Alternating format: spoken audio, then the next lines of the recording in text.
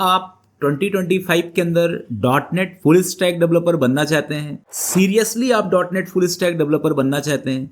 .NET full stack developers एक ऐसी profile है जिसके अंदर टॉप से टॉप मल्टीनेशनल कंपनी काम करती है, और यदि आप चाहते हो कि आपकी जॉब विदाउट कंपटीशन लगे तो .NET full stack web developer आपके लिए बेस्ट चॉइस है। जनरली मैंने ऐसा फील किया है कि YouTube के अंदर फुल स्टैक वेब डेवलपर यदि अपन बात करते हैं तो आपको सिर्फ एक टेक्नोलॉजी का नाम ही आपके दिमाग में आता है कि फुल स्टैक वेब डेवलपर मतलब मर्न स्टैक ही होता है। लेकिन सबसे पहले आपको अपने दिमाग से ये चीज हटानी पड़ेगी कि फुल स्टैक वेब डेवलपर्स का मतलब सिर्फ मर्न स्टैक नहीं होता। इसके अंदर बहुत सारे अलग अलग front end and back and के कॉम्बिनेशन होते हैं। 2025 में बिल्कुल नहीं कर सकते हो। हाँ, आपको 8-10 हजार रुपए की सैलरी यदि गेट करनी है, छोटे से स्टार्टअप में यदि जाना है तो इट्स ओके। 3 मंथ्स का जो मैं पूरा कंप्लीट रोड मैप आपको बताऊंगा, यदि आप इस रोड मैप को फॉलो करेंगे, थ्योरेटिकल कंटेंट पड़ता है आखिरी में, बाद में वो टाइम जोड़ता है कि मेरा 6 महीने हो गए, 8 महीने हो गए, मेरी जॉब नहीं लग रही है,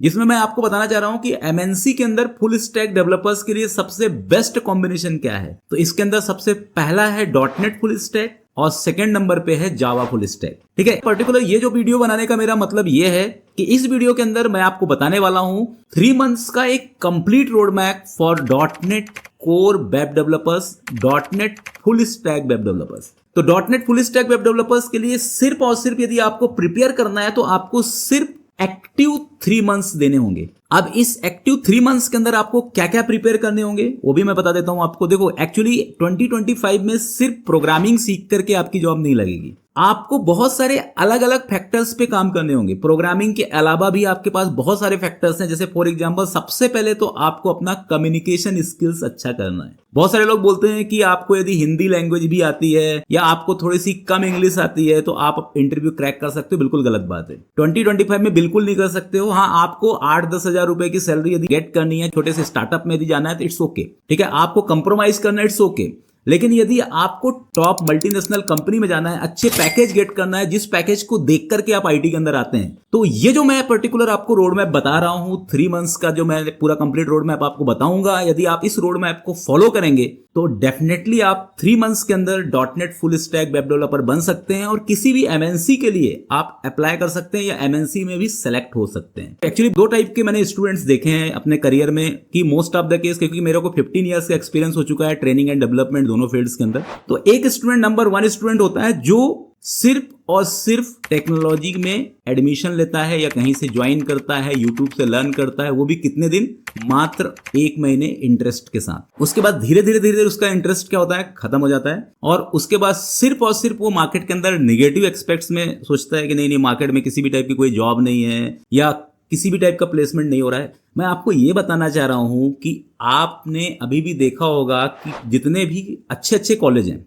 मैं एनआईटी का एग्जांपल देता हूं, आईआईटी का एग्जांपल देता हूं, वहां पर बच्चे क्यों प्लेस होते हैं। और मैं आपको ये भी बताना चाह रहा हूं कि एनआईटी और आईआईटी के अंदर 30% बच्चे ही ऑन कैंपस से प्लेस हो रहे हैं। जो 70% बच्चे हैं ना, वो ऑफ कैंपस से प्लेस हो रहे हैं। तो वो बच्चे क्यों प्लेस हो रहे हैं? क्योंकि वो एक स्ट्रेटजी बनाते हैं, वो एक्टिवली लर्न करते हैं। वो मतलब फॉर एग्जाम्पल, एक जो Tier 3 या Tier 4 का जो बच्चा होता है वो कैसे लर्न करता है, उसने एडमिशन ले लिया, क्लासरूम के अंदर 1 घंटे पढ़ा, उसके बाद फिर कुछ भी नहीं पढ़ा, सिर्फ थ्योरेटिकल कंटेंट पढ़ता है आखिरी में, बाद में वो टाइम जोड़ता है कि मेरा 6 महीने हो गए, 8 महीने हो गए, मेरी जॉब नहीं लग रही है। मैं आपको फिर से सजेस्ट करता हूं, यदि आप एक्टिवली लर्न करेंगे 3 मंथ्स, एक्टिवली लर्न का मतलब ये होता है कि पर डे, यदि आप किसी भी टाइप का कोई जॉब नहीं कर रहे हैं तो आपको 6 to 8 आवर्स देना होगा, और यदि आप कोई जॉब कर रहे हैं तो आपको सुबह, मतलब मॉर्निंग के अंदर आपको 2 आवर्स और इवनिंग के अंदर आप 2 आवर्स, या किसी भी टाइम में आप एडजस्ट कर सकते हो अपने अकॉर्डिंग। और मैं जो आपको रोड मैप बताने वाला हूं, इस रोड मैप को यदि आप फॉलो करोगे तो आप .NET full stack web developer बन सकते हो। आप सबसे ज्यादा किस एआई एजेंट पे आप बिलीव करते हो? मेरे ख्याल से सबसे ज्यादा जो अभी 90% जो व्यूअर्स हैं वो सबसे ज्यादा चैट जीपीटी एआई एजेंट्स पे बिलीव करते हैं। अब मैं उसी एआई एजेंट्स पे आपको लेके जाता हूं और सिर्फ मैं यहां पर सिंपली लिखूंगा .NET jobs in India in 2025। Okay, तो सबसे पहले मैं आपको .NET के अंदर के नंबर ऑफ जॉब्स भी आपको बता देता हूँ। ओके, कि कितने सारी जॉब्स आपको .NET के अंदर मिलने वाली है। यहाँ पर आप देख सकते हो एंटरप्राइज, क्लाउड्स, एआई, इन सभी कंपनीज के अंदर है। ठीक है, अब मैं इसको बोलूँगा कि मुझे नंबर्स में बताए कि कितने जॉब्स हैं। Tell me the total number of jobs of .NET in India in 2025. Okay, in Glassdoor 6,368. Okay, Zoraso 59,325. Shine.com 5370. Ambition Box 8793. Okay, तो मतलब आप ये सोच सकते हो कि इतने सारे जॉब प्रोफाइल्स या इतने सारे जॉब वैकेंसी .NET के अंदर इंडिया के अंदर, मैंने वर्ल्ड वाइड सर्च नहीं किया। अब मैं दूसरा बताता हूं कि top 10 IT company in India which work in .NET domain. अब इसका पर्टिकुलर रिजल्ट देखो कि कौन कौन सी कंपनी है इंडिया के अंदर जो .NET डोमेन पे काम करती है। अब आप देख सकते हो सबसे फर्स्ट कंपनी है TCS, क्योंकि TCS कंपनी के अंदर के 40 to 50% प्रोजेक्ट्स .NET डोमेन में है। इन्फोसिस के अंदर भी बहुत सारा प्रोजेक्ट्स .NET के अंदर है। Wipro, HCL Tech Mahindra, Capgemini, Cognizant, L&T technology services, Mindtree and Accenture. तो आप देख रहे हो कि ये जो टॉप 10 कंपनीज हैं जिसमें सबसे ज़्यादा हायरिंग होती है, मतलब 80% जो हायरिंग रेट है मोस्ट ऑफ द केस में हायर पैकेज में, तो ये टॉप 10 कंपनी ही इंडिया के अंदर हायर करती है और इनमें ये सभी कंपनी .NET फुल स्टैक पे काम करती है। अब आप खुद सोचो कि कॉलेज के अंदर यदि 100 बच्चे हैं तो मोस्ट ऑफ द केस में आज के डेट में वो किस पे प्रिपेयर कर रहे हैं, उसमें से 90% बच्चे मर्न स्टैक प्रिपेयर कर रहे हैं, 5 to 8% बच्चे पाइथन के लिए प्रिपेयर कर रहे हैं और सिर्फ 1 या 2% बच्चे हैं जो .NET या जावा के लिए प्रिपेयर कर रहे हैं। लेकिन जो वैकेंसी रेशियो देखा जाए तो जस्ट अपोजिट है। MNC के अंदर का जो पहला चॉइस है वो जावा है और दूसरी चॉइस है वो .NET है। तो मतलब इसका मतलब ये मैं कहना चाह रहा हूं कि यदि आप चाहते हैं कि आपको एक ऐसी टेक्नोलॉजी मिल जाए जिसके अंदर लेस कंपटीशन हो और हायर जॉब रेशियो हो, तो आप किसको चूज करोगे? तो मेरे ख्याल से .NET फुल स्टैक डेवलपर्स का जो प्रोफाइल है वो इसके लिए फिट बैठता है। तो ये जो मैं पर्टिकुलर आपको सजेशन दे रहा हूं, ऐसा नहीं है कि मैं सिर्फ एक .NET डेवलपर हूं या मैं सिर्फ .NET ट्रेन करता हूं। आप मेरे YouTube प्रोफाइल में देखिए, मैं सभी टाइप के टेक्नोलॉजीज को ट्रेन करता हूं और मैंने बहुत सारे अलग अलग टाइप के टेक्नोलॉजी कॉम्बिनेशन में काम करा है। पर जो पर्टिकुलर जो रहता है ना कि इंडिया के अंदर एक पर्टिकुलर ट्रेंड कभी कभी चल जाता है कि जो चीज सब लोग कर रहे हैं वही चीज आप कर रहे हो, तो आपको कुछ डिफरेंट करना होगा। ऐसा नहीं है कि आप कॉलेज में हो और आप सिर्फ और सिर्फ जावा या मर्न स्टैक ही कर रहे हो।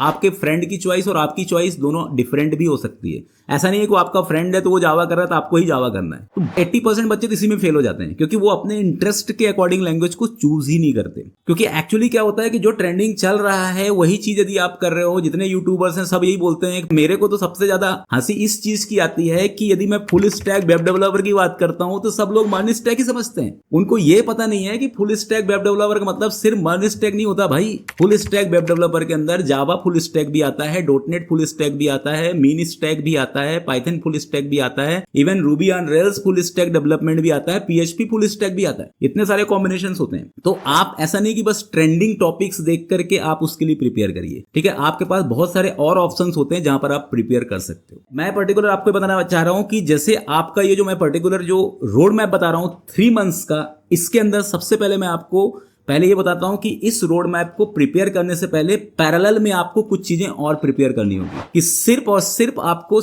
Front end back and database पढ़ करके आपकी जॉब नहीं लगेगी। आपका कम्युनिकेशन स्किल बहुत स्ट्रांग होना चाहिए, आपकी पर्सनालिटी भी बहुत अच्छी होनी चाहिए। पर्सनालिटी इन द सेंस कि आपके पास डिसिप्लिन होना चाहिए, आपका पर्टिकुलर फेस है ना वो उसमें एक कॉन्फिडेंस दिखना चाहिए, ठीक है। आपका पर्टिकुलर जो पर्सनालिटी डेवलपमेंट है वो भी एक प्रोफेशनल की तरह होना चाहिए। इन सब चीजों पे भी आपको पैरेलल में वर्क करना है। हो सके तो कोई अच्छा ट्रेनिंग क्लासेस यदि है तो वो भी आप लगा सकते हो, क्योंकि मैं आपको क्लियरिफाई करना चाहता हूं कि सिर्फ लैंग्वेज के बेसिस में सिलेक्शंस नहीं होंगे, क्योंकि अब टफ कंपटीशन है और इसके अंदर बहुत सारे ऐसे लोगों से आपका कंपटीशन है जो इसके लिए ऑलरेडी प्रिपेयर हो रहे हैं। तो अब मैं टेक्निकल पार्ट की बात करता हूं कि देखो एक्चुअली मैंने पहले बताया कि यदि आपके पास टाइम नहीं है, मतलब आपके पास सिर्फ 1 घंटे या 2 घंटे है, तो आप IT फील्ड भूल जाओ। 2025 में आपको IT फील्ड में बहुत समय लगने वाला है और आपका इंटरेस्ट बिल्कुल धीरे धीरे फिनिश हो जाएगा। यदि आप लेबोरियस हो, आप 6 घंटे 8 घंटे 4 घंटे दे सकते हो, तभी आप IT फील्ड के लिए प्रिपेयर हो, क्योंकि IT फील्ड की जॉब ज्वाइन करने के बाद भी आपको एक्स्ट्रा 4 घंटे पर डे सीखना ही होगा वर्क के बाद, क्योंकि एक्चुअली क्या है, अब ये एआई का पर्टिकुलर ट्रेंड चल रहा है और इसमें टेक्नोलॉजी हर 6 महीने के अंदर चेंज हो रही है, चाहे आप डॉटनेट में जाओ, चाहे जावा में जाओ, चाहे किसी भी टेक्नोलॉजी में जाओ, तो आपको पर्टिकुलर लेबोरियस होना पड़ेगा, कुछ नए नए स्किल्स सीखने होंगे। तो सबसे पहले मैं आपको बताना चाह रहा हूं कि यदि आप dot net core full stack developer बनना चाहते हो या डॉटनेट डेवलपर बनना चाहते हो, तो सबसे पहले आपको फुल स्टैक में स्टार्ट करना है फ्रंट एंड से। और फ्रंट एंड में आपको कितना टाइम आपको देना है, मतलब यदि आपको 3 मंथ्स में पूरा कंप्लीट करना है तो फ्रंट एंड के लिए कितना टाइम आपको पहले फिक्स करना है, अपने अपने नोटबुक में आप लिख लो कि आपको फ्रंट एंड के अंदर सब कुछ 2 वीक्स के अंदर फिनिश करना है। मैंने फिर से बता देता हूं कितने वीक्स में, 2 वीक्स में फिनिश करना है। ठीक है, आप इसको लिख सकते हो कि इसमें सबसे पहले आपको वीक फर्स्ट में क्या पढ़ना है, HTML CSS बूटस्ट्रैप। ठीक है, और वीक सेकेंड के अंदर आपको पढ़ना है सिर्फ और सिर्फ जावा स्क्रिप्ट 1 या 2 दिन, और 3 से 4 दिन में आपको रिएक्ट जेएस या एंगुलर जेएस, मतलब आपको 1 हफ्ता, आप मान के चलो 1 हफ्ता में HTML CSS JS ले लो और 1 हफ्ते में आपको रिएक्ट जेएस या एंगुलर,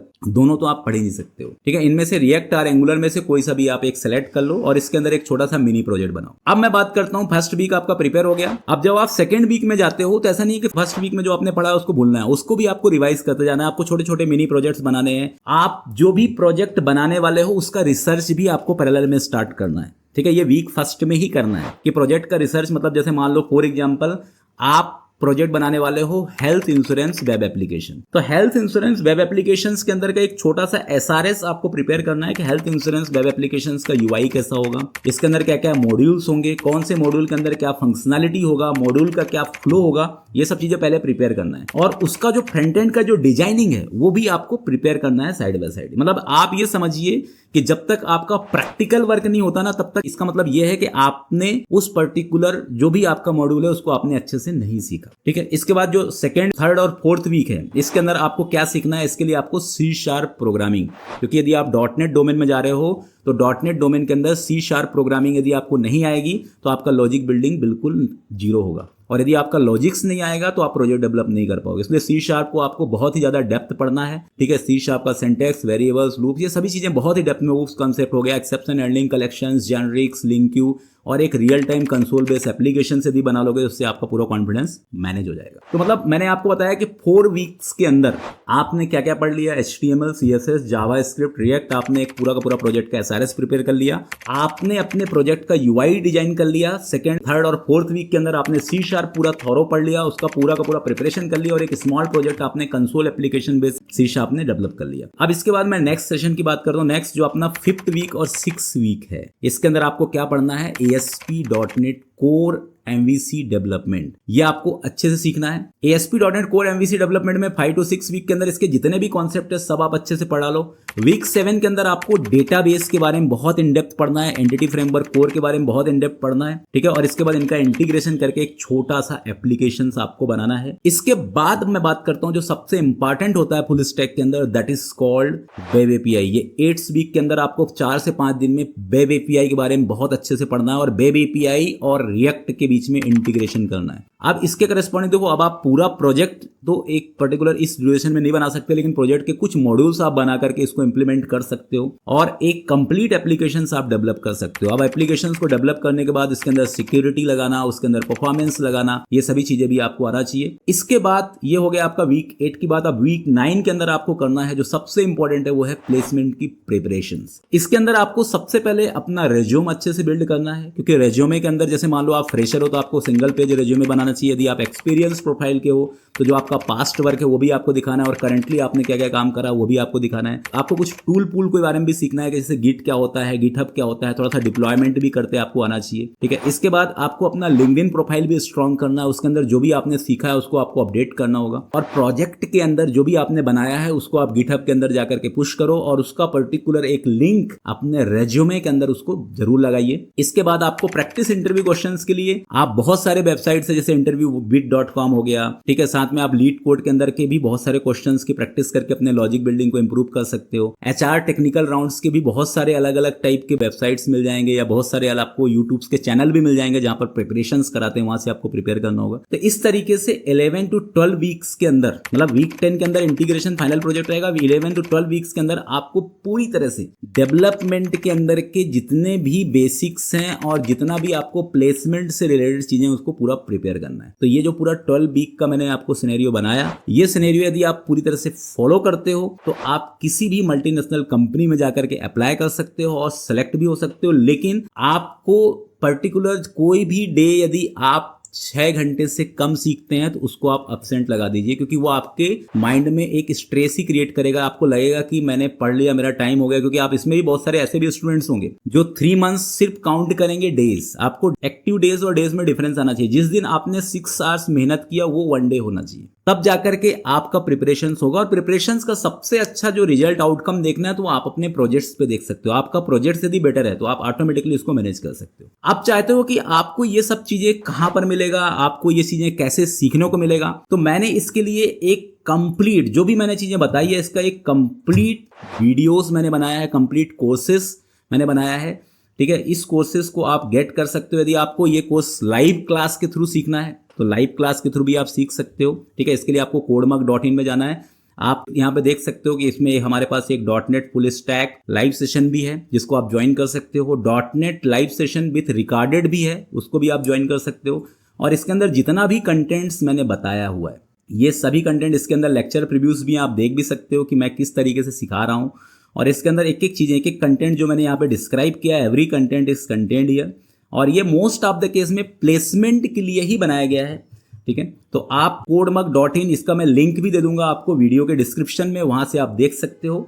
तो लाइव सेशन का मतलब ये है कि आप मेरा क्लासरूम अटेंड कर सकते हो और मैं आपको लाइव पढ़ाऊंगा और आप मेरे साथ जुड़ करके अपने डाउट सॉल्व भी कर सकते हो। कुछ ऐसे डेवलपर्स या स्टूडेंट जो चाहते हैं कि उनको रिकॉर्डेड वीडियोस चाहिए या रिकॉर्डेड सेशन से वो सेल्फ पेस पढ़ना चाहते हैं तो वो सेल्फ पेस भी पढ़ सकते हैं। लेकिन यदि आपको कहीं और से भी, मैं ये नहीं बोल रहा हूँ कि आप मेरा वीडियो ही लेकर के पढ़ो, यदि आपको कहीं और से भी बहुत अच्छे कंटेंट मिल रहे हैं, यदि कोई फ्री कंटेंट मिल रहे हैं, मैंने भी यूट्यूब के अंदर बहुत सारा कंटेंट फ्री भी डाल के रखा है, यदि आपको उस कंटेंट से यदि आप ये पूरा का पूरा रोड मैप फॉलो कर लेते हैं तो डेफिनेटली आप कहीं से भी पढ़िए। मैं ऐसा नहीं बोल रहा हूं कि मेरे साइट से ही पढ़िए, मेरे कंटेंट से ही पढ़िए, पर मेरा पर्टिकुलर आपको बताने का सजेशन बस इतना ही है कि फुल स्टैक का मतलब सिर्फ और सिर्फ कोई एक टेक्नोलॉजी नहीं होती। फुल स्टैक के अंदर बहुत सारे चॉइसेस होते हैं। एमएनसीज में यदि आपको जाना है तो आज भी एमएनसी के अंदर कुछ ऐसी टेक्नोलॉजी है जो लंबे समय से चल रही है। ठीक है, जिसको 20 साल हो चुके हैं, 25 साल हो चुके हैं। ऐसे टेक्नोलॉजीज के लिए यदि आप प्रिपेयर करोगे तो डेफिनेटली आपकी जॉब लग जाएगी।